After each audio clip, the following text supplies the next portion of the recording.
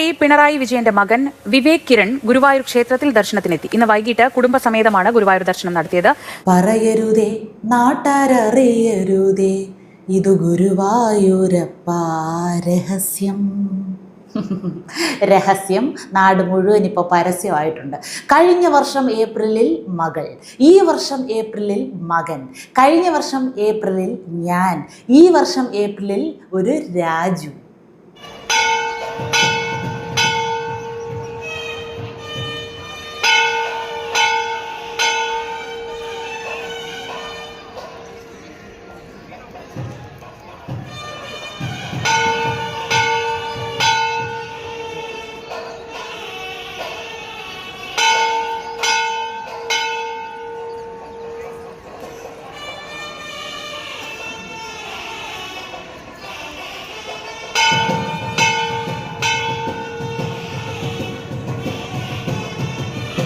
ഒരു കമ്മ്യൂണിസ്റ്റ് നേതാവാണെന്നും പറഞ്ഞ് പുള്ളിക്കാരൻ്റെ മക്കൾ ക്ഷേത്രത്തിൽ തൊഴാൻ പോകുന്നതിനെ നമുക്കൊന്നും കുറ്റം പറയാൻ പറ്റത്തില്ല.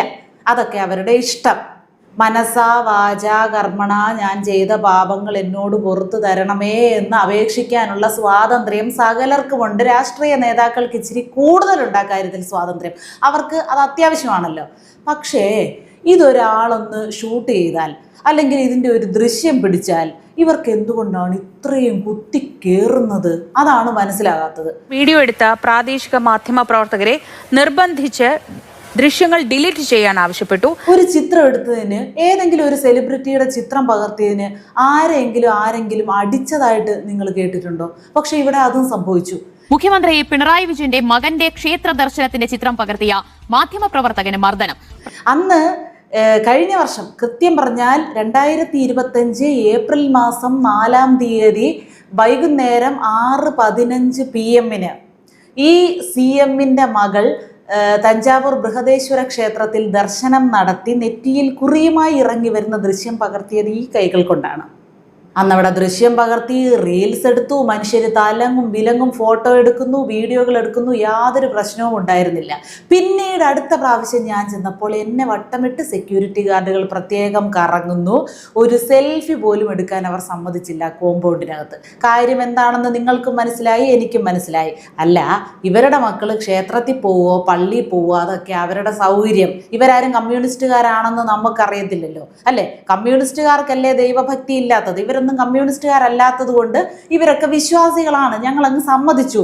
ഇപ്പോൾ ഗുരുവായൂർ ക്ഷേത്രത്തിലാണെങ്കിലും ഇങ്ങനെയുള്ള പൊതു സ്ഥലങ്ങളിലോ ഒക്കെ ആണെങ്കിൽ ഇവരെയൊക്കെ നമ്മൾ കണ്ടാൽ ഇച്ചിരി സെലിബ്രിറ്റി എന്ന് തോന്നപ്പെടുന്ന ആളുകളായതുകൊണ്ടും ന്യൂസ് വാല്യൂ ഉണ്ടെന്ന് തോന്നപ്പെടുന്ന ആളുകളായതുകൊണ്ടും ഇവരുടെയൊക്കെ ഒരു ഫോട്ടോ പിടിക്കാൻ നമ്മൾ ശ്രമിച്ചു എന്ന് വരും, ഒന്ന് ഉത്സാഹിച്ചെന്ന് വരും. അങ്ങനെ എത്രയോ രാഷ്ട്രീയക്കാരുടെ ഫോട്ടോകൾ പിടിക്കുന്നു. ഗുരുവായൂർ ക്ഷേത്രത്തിൽ വരുന്ന, അല്ലെങ്കിൽ ശബരിമലയിൽ വരുന്ന, അല്ലെങ്കിൽ പൊതുസ്ഥലങ്ങളിൽ കാണുന്ന എത്രയോ രാഷ്ട്രീയ നേതാക്കളുടെയും സിനിമാ നടന്മാരുടെയും നടിമാരുടെയൊക്കെ ഫോട്ടോ ഓരോരുത്തർ പിടിക്കുന്നു. അവരെയൊക്കെ ആരെങ്കിലും പഞ്ഞിക്കിട്ട ചരിത്രം കേട്ടിട്ടുണ്ടോ?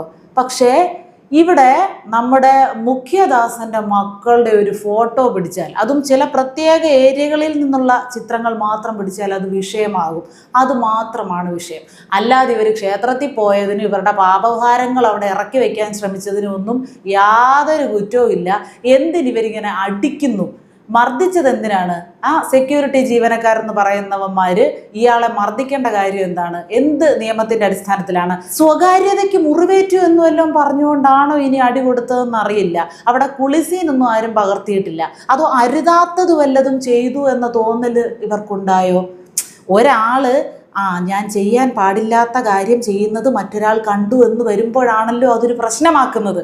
എന്തിന് നിങ്ങൾ എൻ്റെ ഫോട്ടോ എടുത്തു, ഞാനത് ആരും കാണാതെ ചെയ്ത കാര്യമല്ലേ എന്ന് പറയുന്നത്. അപ്പോൾ ആരും അറിയാതെ രഹസ്യമായിട്ടാണോ ഗുരുവായൂർ ക്ഷേത്രത്തിൽ തൊഴാൻ പോയത്? അതെന്തിനാ രഹസ്യമായിട്ട് ക്ഷേത്രത്തിൽ പോകുന്നത്? പരസ്യമായി പോയാൽ എന്താ സംഭവിക്കുന്നത്? അതല്ല, ഇനി പരസ്യമായിട്ട് പോകുന്നതിൽ നിന്ന് നിങ്ങളെ ആരെങ്കിലും വിലക്കിയിട്ടുണ്ടോ?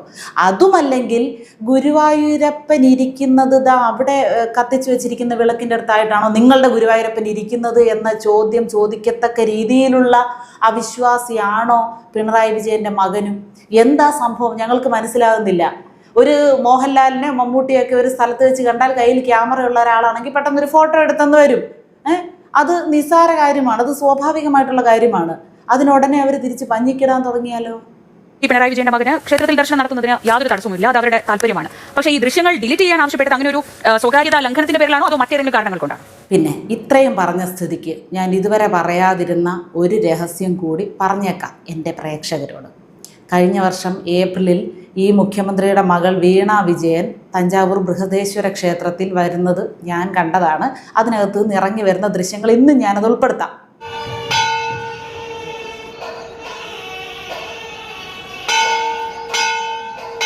ഇറങ്ങി വരുമ്പോൾ നെറ്റിയിൽ കുറിയുണ്ടോ? അവിടുത്തെ സിന്ദൂരമാണ് അവിടെ കൊടുത്തിരിക്കുന്നത് പ്രസാദമായിട്ട്. അത് തൊട്ടിട്ടുണ്ടല്ലോ. അത് തൊട്ട് ഇറങ്ങി വന്നിട്ട് അവിടെ ഒരു ഫോട്ടോഷൂട്ട് ഉണ്ടായിരുന്നു. അവിടെ എല്ലാം നടന്ന് കുറേ സെൽഫി എടുപ്പുണ്ടായിരുന്നു. അതിൻ്റെ ദൃശ്യങ്ങൾ എൻ്റെ കയ്യിലുണ്ടെന്ന് തോന്നുന്നു, ഉണ്ടെങ്കിൽ ഉൾപ്പെടുത്താം.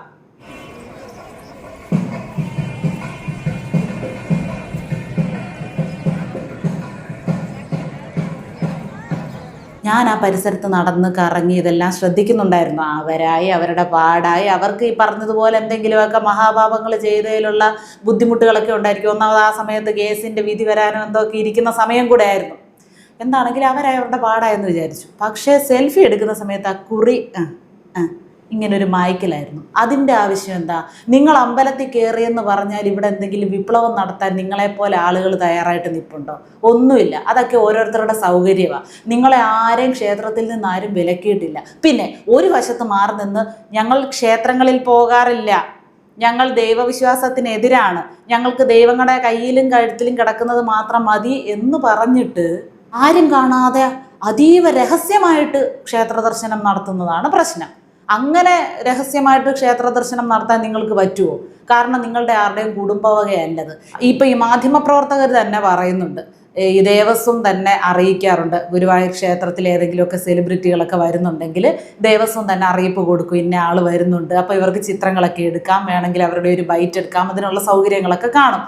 പക്ഷേ ഇവർ മാത്രം വന്നാൽ അത് അതീവ രഹസ്യമായിട്ടായിരിക്കും കൈകാര്യം ചെയ്യുന്നത്.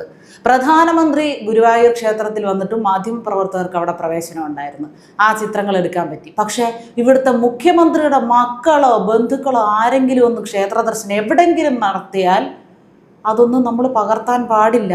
ഇപ്പോൾ ദാ ഞാനന്ന് ഇത് പകർത്തി, അതൊരു വലിയ വാർത്ത ആയതോടുകൂടി, അതൊരു എക്സ്ക്ലൂസീവ് വാർത്തയായിരുന്നു പിണറായി വിജയൻ്റെ മകളുടെ കാര്യം. അതോടുകൂടി ആർക്കും ആ കോമ്പൗണ്ടിൽ ഒരു റീൽ ചിത്രീകരിക്കാനോ അല്ലെങ്കിൽ ഒരു ഫോട്ടോ എടുക്കാനോ ഒന്നും അനുമതി ഇല്ലാതെയായി. ഈ തഞ്ചാവൂർ ബൃഹദേശ്വര ക്ഷേത്രം എന്ന് പറയുന്നത് എല്ലാ ഭക്തർ വന്ന് തൊഴുന്ന ഒരു ക്ഷേത്രം മാത്രമല്ല, പല മതവിശ്വാസത്തിൽപ്പെട്ട ആളുകൾ, പഠിക്കുന്ന കുട്ടികൾ, അധ്യാപകർ, ഗവേഷകർ ഒക്കെ വരുന്നുണ്ട്, വിദേശികളും ഒക്കെ വരുന്നുണ്ട്.